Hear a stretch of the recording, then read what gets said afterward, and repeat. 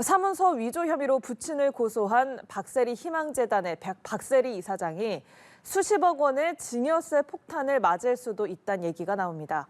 어떤 내용인지 강은나래 기자가 살펴봤습니다. 아빠 앞으로 경매가 들어오는데 채무 관련해서 또 소송이 들어와서 또 그런 문제가 생겨서 또 해결을 해드렸어요. 그랬는데 또 얼마 안 있다가 해결한과 동시에 또 다른 소송이 들어오기 시작하는 거예요.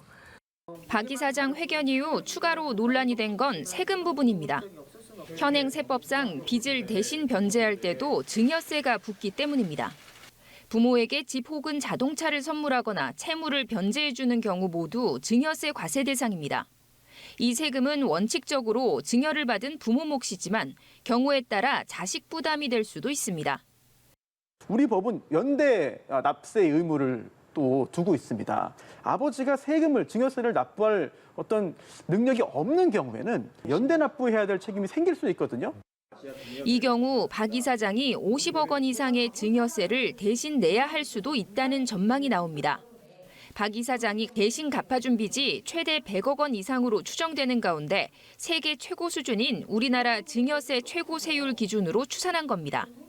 국내 증여세 최고 세율은 50%로 상속세와 동일한 과세 표준과 세율을 적용받습니다.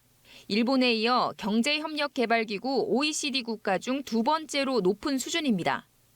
현재 정치권에서 불붙은 세제 개편 논의는 이들 세금의 부담을 낮추는 게 골자입니다. 여야 모두 관련 세금 부담을 줄이자는 총론에 공감하는 분위기지만 야당 내에선 부자 감세 우려의 신중론이 우세한 상황.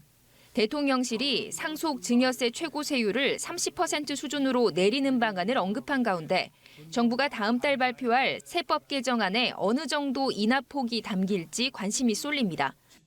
연합뉴스 TV 강은나래입니다.